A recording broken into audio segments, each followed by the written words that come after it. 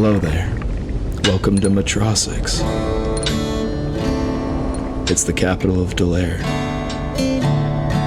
But more importantly for our story, it's a dangerous place. Each of the king's successors in the last 14 years have died trying to sit on that blasted adamantine throne. It's not just dangerous for the high lords and ladies, though. Without a strong leader, the presence of the city's watch is barely felt and rarely respected. A few areas have found some semblance of stability under a powerful high lord or lady. But there's nothing like that for the Styx. Metrosix, 6th District.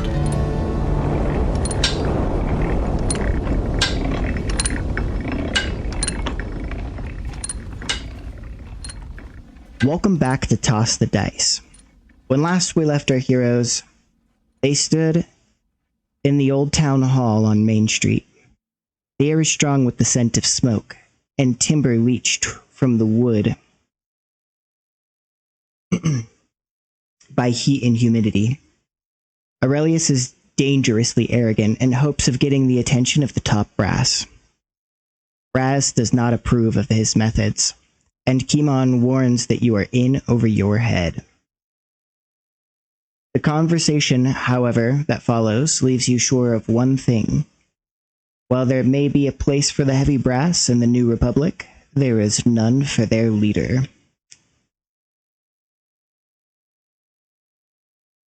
Now, this is kind of what went through your heads, at least. However, you still have to discuss with him the terms of your agreement. So he's going to work with you. However, under no circumstances will he relinquish the autonomy of the heavy brass. So maybe you can be allies, but there's no way you can be the leader of the heavy brass as long as the top brass is still there. I will say as well that one of the main things you're going to need to discuss is where next, because initially you went there because you wanted their help taking on the Crankhammers. So let's go ahead and go over what you were looking for in terms of heavy brass support.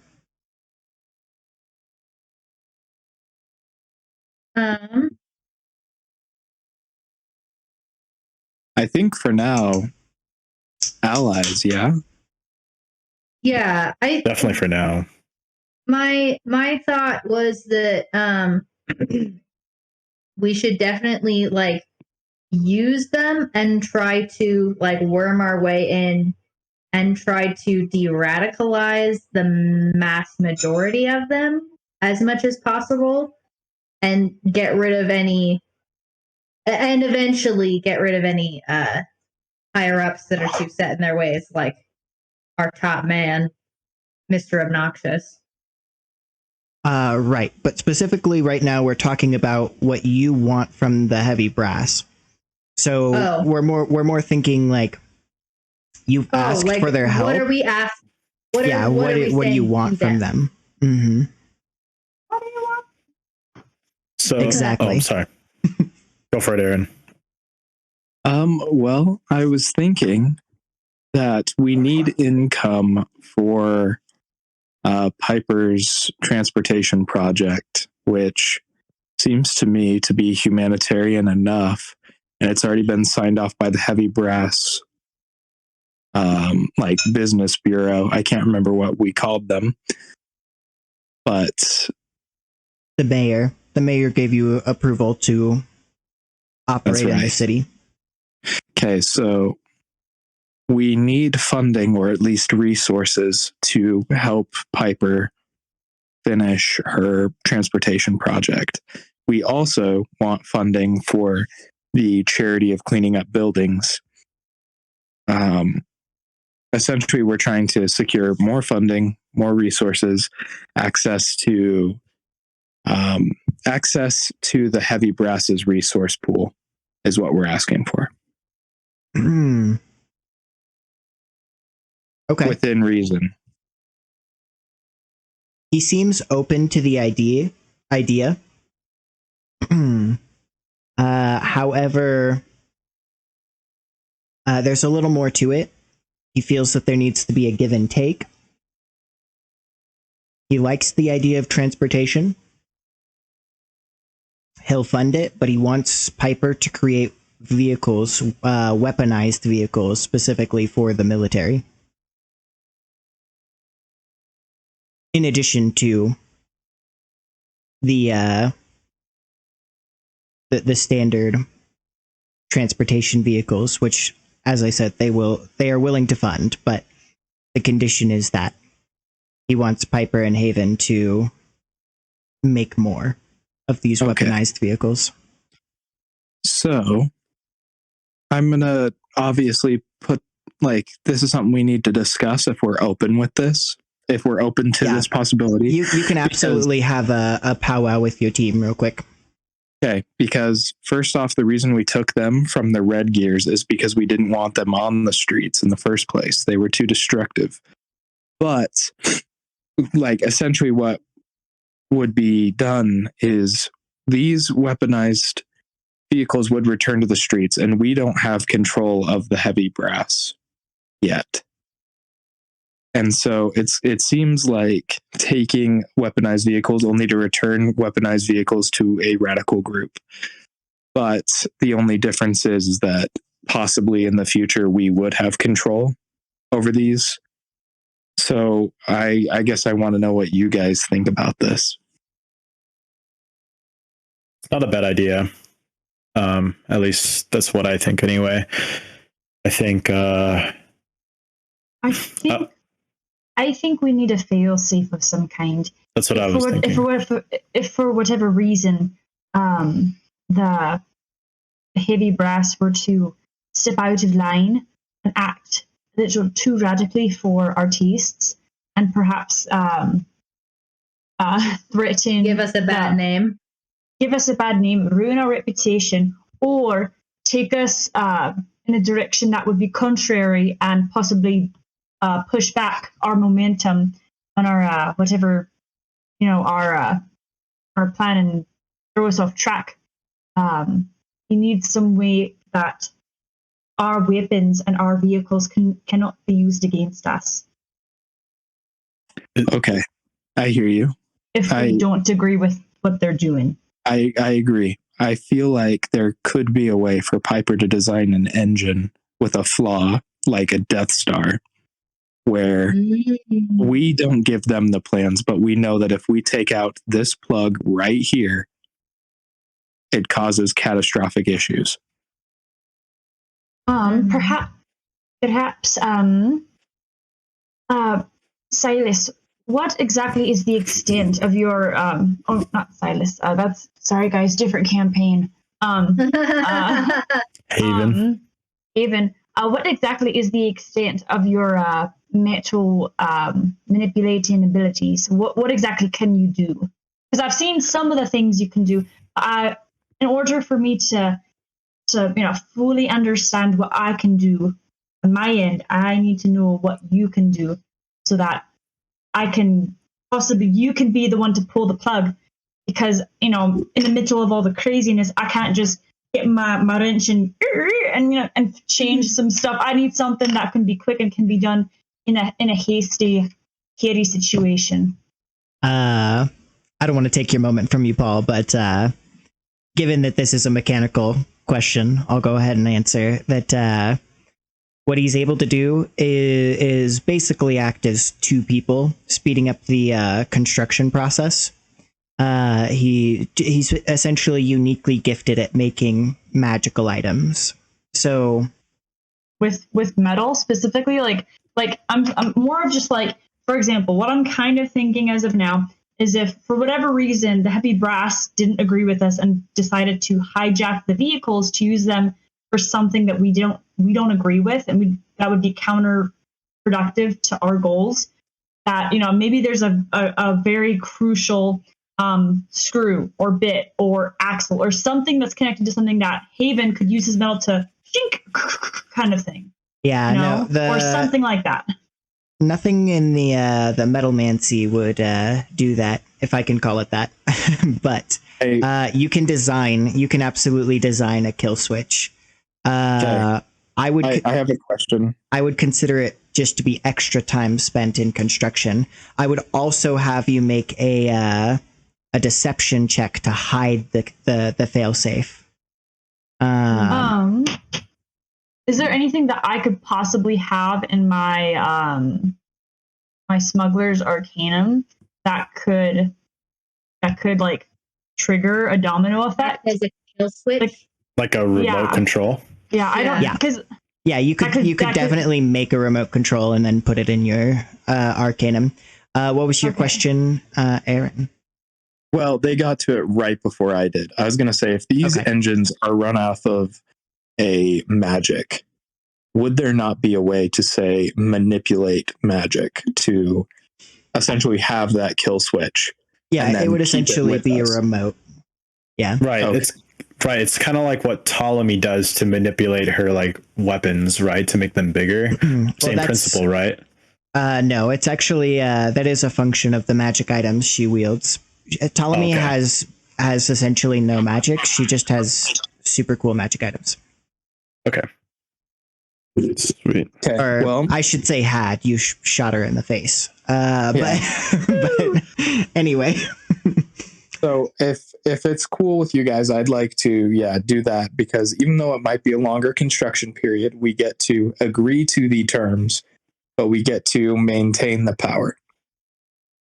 Yeah. The biggest issue with your plan, or it's not even really an issue, but the biggest possible issue or problem. Yeah, the biggest gamble here is, can you hide the kill switch from them?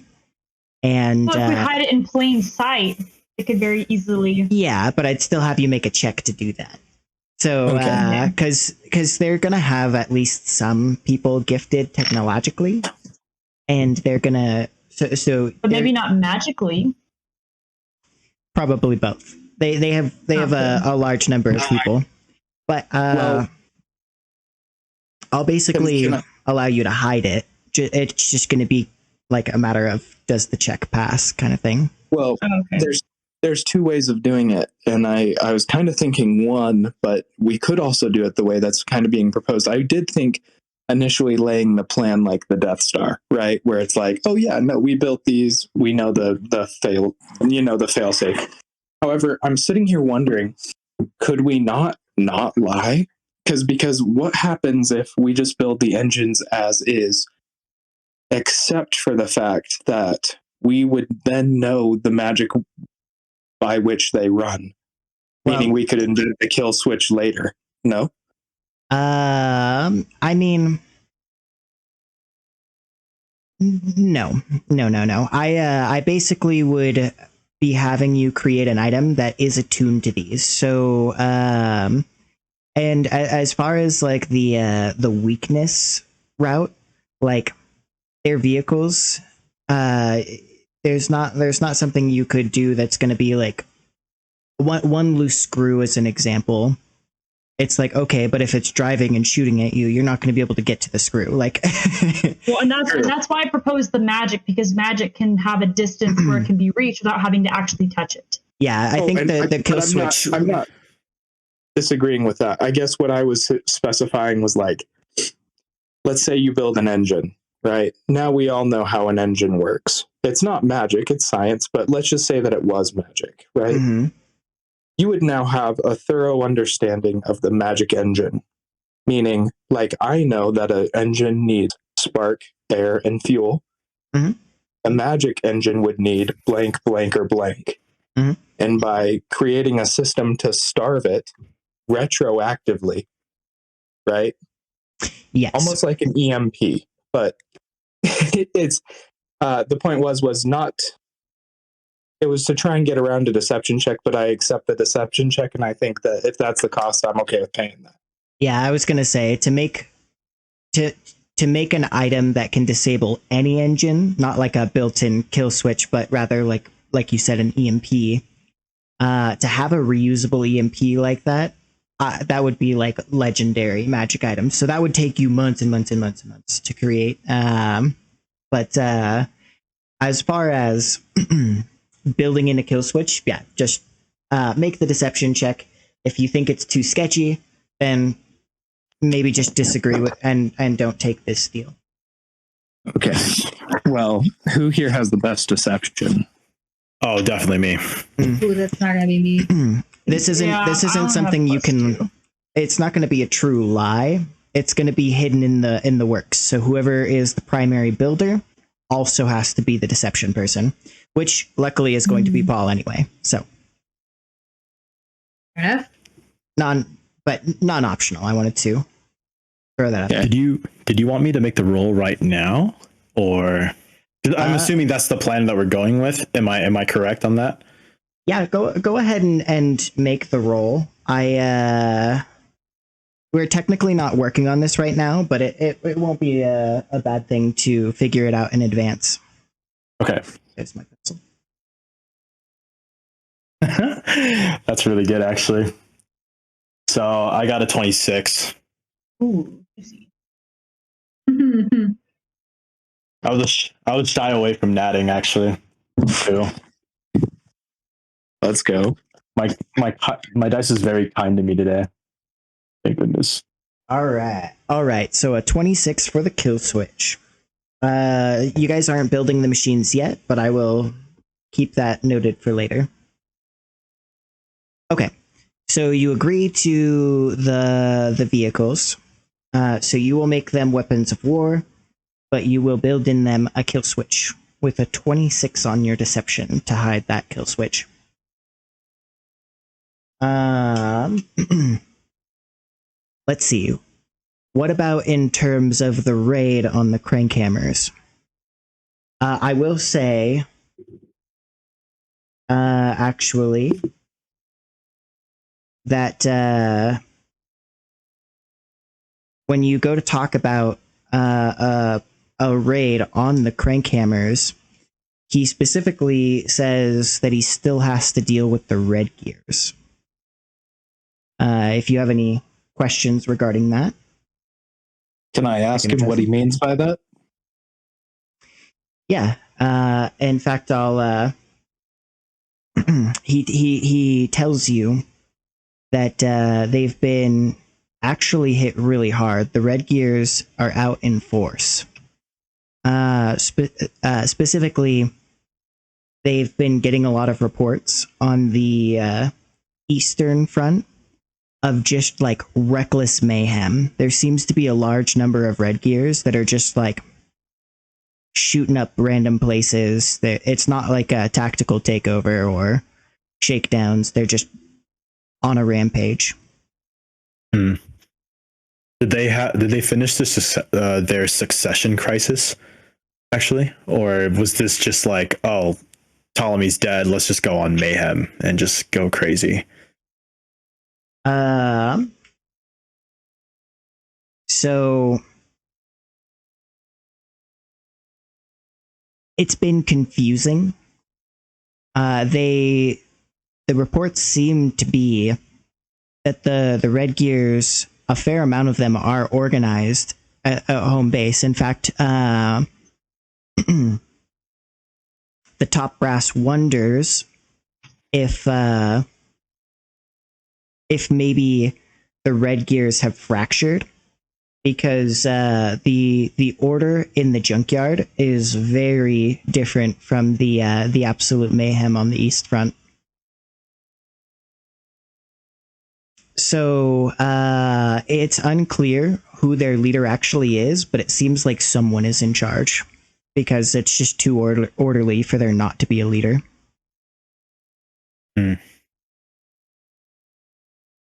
It's the one dude. Wait, I think I have an idea, and so Aurelius, just want to go by this with you, but wouldn't it be more productive to build our renown through the red gears still?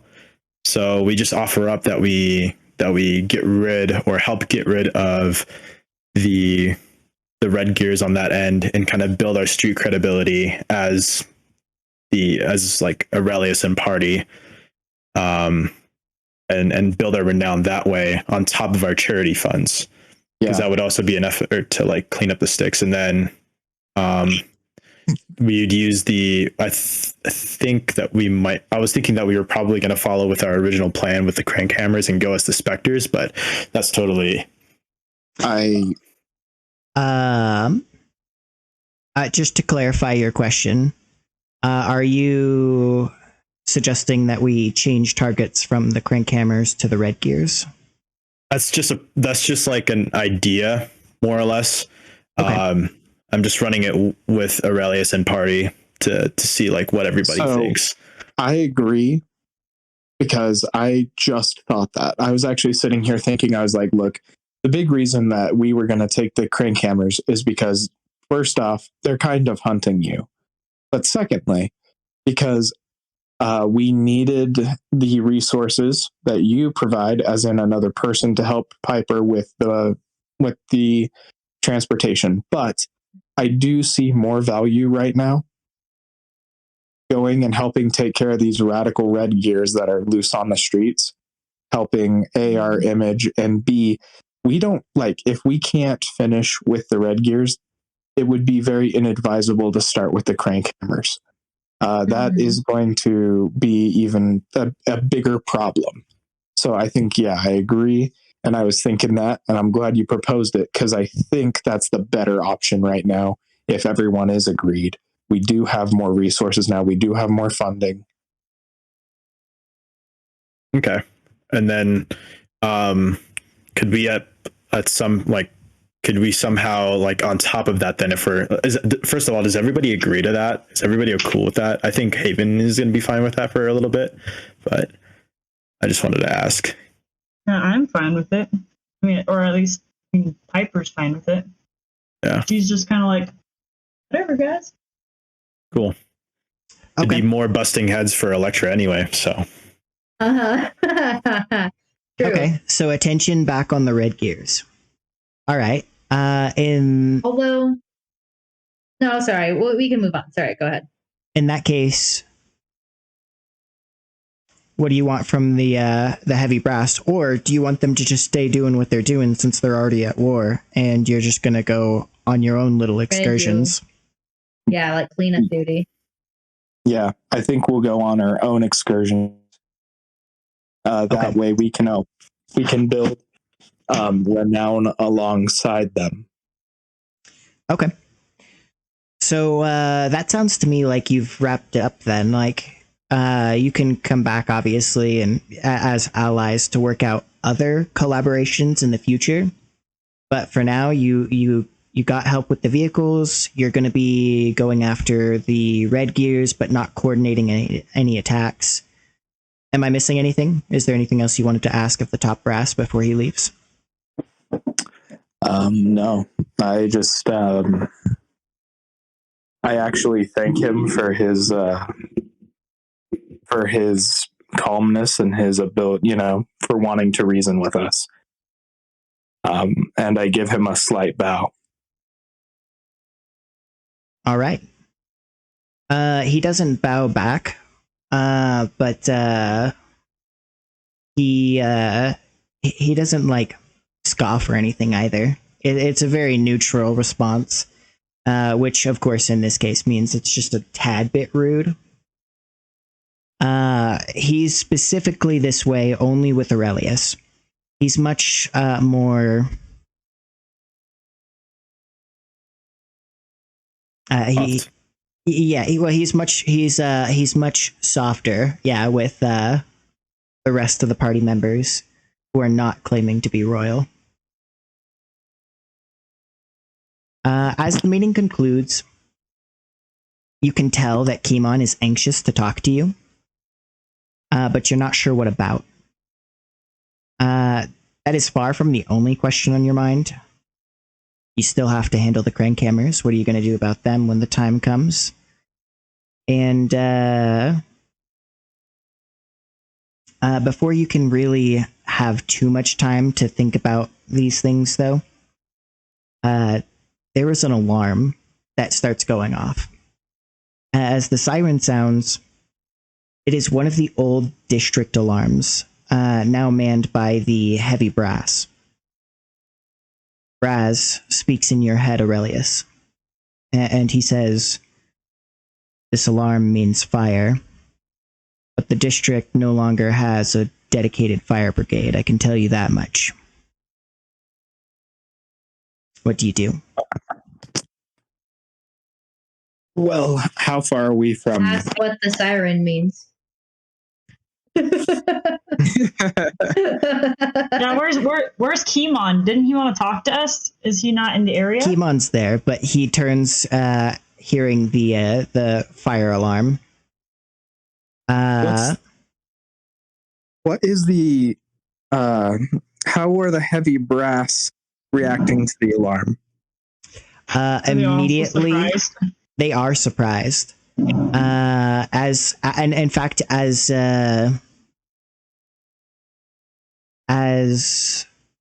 Elektra asks what the bell means, Kimon says it's the fire alarm, but it's got to be pretty big to set it off. A fire in the kitchen isn't going to do it. All right, how can I help? The sticks will burn real quick if we're not careful. Things are packed in too tightly. Yeah, does Piper still have the vehicle in her bag? Yeah, she's always got her vehicles on her. Do you All right. have any kind of emergency plan for fires in the area? It's the top brass who answers, and he says, "Not exactly. The best we've got is a few buckets to make a brigade, a bucket brigade." Hey. All right, come on. Let's get moving, Aurelius. You got an idea yet? Yeah, Piper, bust right. out your vehicle. Let's go. We gotta get to the street, and we gotta get to that fire. As you whip All right, out let's your hustle. vehicle, Kimon asks permission to go with you. Let's. Ugh, What? up to Aurelius. Well, he's And asking permission of the Oh, top of the brass. heavy brass. You can answer whether or not you're gonna let him come, whether he has permission or not. But I'm gonna go ahead and make a roll for permission. Well, So, Aurelius, are you gonna let him come, or I don't want to be the one to make the decision. as Elektra is like, Aurelius looks at her and smiles coyly No! because she knows she has to make this decision. It's not up to him. She knows. I hate your guts so much sometimes. All right, fine, Kimon. If your dad tells my dad you can come along, then you can come along. But my dad said that your dad said that you can have sleepover. Exactly. Elektra calling Aurelius dad is the funniest thing ever. Not only because, yeah, he's not. He's too much of a mess to even be like a dad figure to anyone. Okay, so I don't know. Aurelius is pretty put together. I feel like Elektra sees through the facade. She knows what a mess he is on the inside. Okay, so gotcha. This is specifically Elektra who doesn't think Aurelius Exactly. is put together. Okay, well, the odds are good. He gets permission to go, but the top brass is it took some convincing. So then he's good to come. Yeah, get on. Come on, let's go. So Kimon hops on just the side of your vehicle. He doesn't have a seat. He's just as he runs towards the vehicle, he becomes encased in metal, much like you've seen Elektra do, and he hops on the side of the vehicle, and the vehicle actually like slants to the side. Oh, you're thick. Get out. Man, I can't counterbalance you right now. Yeah. Fine. Elektra, hop on the other side. This is ridiculous. No, because if I transform, that blows our cover. Oh crap! You're right. That's my disguise. All right. Well, Guess we're going to be lopsided. I have super low AC anytime we fight and we're not being the specters because I can't transform. Yeah, that's your disguise. Okay, so specifically he hops on Elektra's side, though, because he's clearly wanting to lean in to talk to you, which makes the conversation a little awkward, not just because, like, the wind blowing past you, but because you're pedaling. Mm-hmm. Oh, my gosh. Spit it out, man. I can't focus on what you're saying. So the fire seems to be in the east of the sticks. In fact, the southeast. This would be the opposite direction of the Crinkhammers, for your reference, Paul. So as you're heading there, Kimon leans in and he says, I'm glad I'm getting a chance to talk to you. Well, What were you thinking? what do you mean? What was I thinking? Oh, you don't think I know what Colossa looks like? All right. All right. Listen. What were you thinking? You could have gotten yourself killed going after Ptolemy. It was fine. Listen, I pulled it off great, man. I kidnapped her. I ran off with her. It was amazing. I looked fantastic. Yeah, and I heard she got shot too. I assume that was Aurelius. I'm may or not may doing not have been my anything bad. to you. Yeah. Aurelius, don't give him anything. Shut Wait, up. You're right. so I didn't do can, it. can I'm we innocent. hear most of this? Can most of us kind of hear this over the noise? Yeah. Okay, because so Piper kind of pops in and she says she's a great actress. I was a great actress. Have you heard the stories yet about the amazing romance that Aurelius cooked up? I don't think Ptolemy bought it, but man, some of her guards looked like they were about to start weeping. And I played right into their stupid little hearts. He shakes his head and he's like, you gotta be careful, somebody's gonna figure it out. Listen, nobody's going to figure it out. You know who knows who Colossa is? Me and Aurelius, and now these bozos, and you, and then my manager at the place. And she barely knows anything. I don't think she knows I can transform. She just knows that I go by that name. Not only that, I didn't say the name Colossa while I was there, and so nobody knows except us. My manager at my job only knows I go by Colossa and that I do hit work and bodyguarding and a couple of other things. She knows enough to get me jobs. She doesn't know what I look like when I transform, man. Actually, she absolutely would. Man, babe. Well, because you, I mean, unless if you're pretending to pass the jobs along, but like you show up as Colossa, so. Right. At the very least, your manager knows that you have a connection to Colossa. All right, fine. My manager will probably figure it out, but like she won't tell anybody. If she tells anybody who Colossa is, she would be in so much danger because I'm there all the time, and she doesn't want to get no shakedown. So, secret's safe for her. How old And is if your it's not manager? safe for her, then how old would my manager be? She's like 39. Okay, we can kill her. Oh, Aurelius, stop it! I like her. I'm not about killing grandmas. For some reason, I got grandma vibes, and I wasn't gonna shoot a grandma. I'll shoot a 39-year-old though. Oh my gosh! I thought you meant I thought you were going in the opposite direction where you're like, I'm not gonna kill a teenager. but 39 is old enough to have lived a life.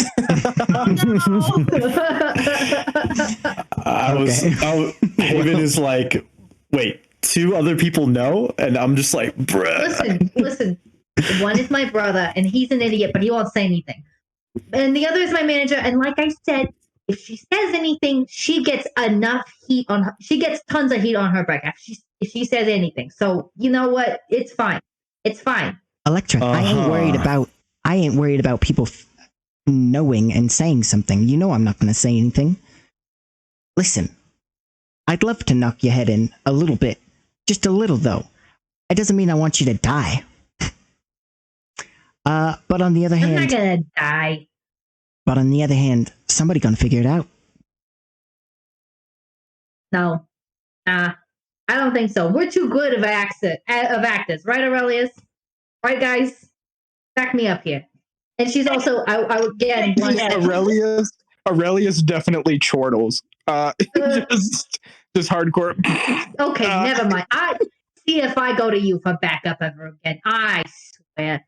Anyway, point being, Kimon, I'll be fine. Do you know how tough I am? You do know how tough I am, because I've whooped your butt enough times for you to know. All right, so leave it. I'm fine. Take care of myself. I muttered to myself, well, as far as I'm concerned, she's the biggest snitch of them all. In our group. So... Shut your trap, Haven. You don't even... You... Okay, don't even get me started on you. You've got an entire organization trying to figure out who you are. You've got an entire organization trying to figure out who stole from them a priceless item. And it was you. And it was you. And who got away with it at the end? Piper is also chortling. So far, man. Anyway, point being, and this is not about you, Haven. Kimon, get off my butt. I'm fine. We're fine. If something happens, I got it covered. I'm not worried about it. You shouldn't be worried about it. Get over it. Aurelius definitely pipes up and says, Elektra, don't make Dad pull this vehicle over. I will kill you, man. I know where you sleep every night, and I can kill you. I'll do it. That actually reminds me. Elle was looking for you, Aurelius. I don't know why. She wouldn't tell me a thing. Because I'm the best lover she's ever had. Oh my gosh, Aurelius. Nobody wants to hear about that. Also, I am 90% sure you never slept with her. I'm 90% That's true. Sure. No. I was just talking about hand-holding. I'm really good at hand-holding. I'm an adult virgin. Adult virgin. Oh, that's really cute. Aurelius, I didn't suspect you for being so wholesome. I am a distinguished gentleman, so. Actually, I like to think that he does it out of respect for Braz. That would be so awkward. No, that'd be so awkward. Premarital no, kids don't do that. That's crazy. Kids are wilding if you do that. So don't do that. Virginity rocks, guys. Virginity rocks. That's right. Let's go. Okay. Anyway. So, didn't think it would devolve into this, did you, DM? No, I didn't. Virginity. So as you're driving up, here, the billowing smoke cloud above looms, and it is dark and thick. It looks like this fire is pretty big. Let's see how big. Go ahead and everyone roll me a d20 and tell me what you get. Flat roll? Yep, just a flat roll. 15. I got a 9. I got a 10. I got a rock. I got a 9. 9. 9. So there was a 9, there was a 10. Okay, so did anyone get higher than a 10? Yeah, I got 15. 15. Okay, so there were okay. I got a candy bar. And I got a rock. I got osteoporosis. Iridocytitis. Okay, well, it's not great. So it looks like this fire is massive. You can see at least 3 distinct smoke clouds, which are probably clusters of buildings. Furthermore, not only is this fire ginormous, but you can actually see a red gear running by. So there's just like all of a sudden you can see like darting out of an alleyway just a couple of red gears, but specifically you see one of them who has a Molotov cocktail in his hand. Bruh. Can I attempt to apprehend him by shooting like a ray of frost or something? You can absolutely attack, but we'll take care of that next time. That's it for this episode. I am Brendan, the DM, and host for Toss the Dice here on Expedition Anything. Don't forget to like, subscribe, and check out our other shows on the channel. Consider joining our Patreon for various perks, or if you're just feeling generous. A big thanks to my players, Alyssa, Aaron, Paul, and Elise. And lastly, thanks to you, the listener, for sticking around until the end of the video. See ya on the next expedition.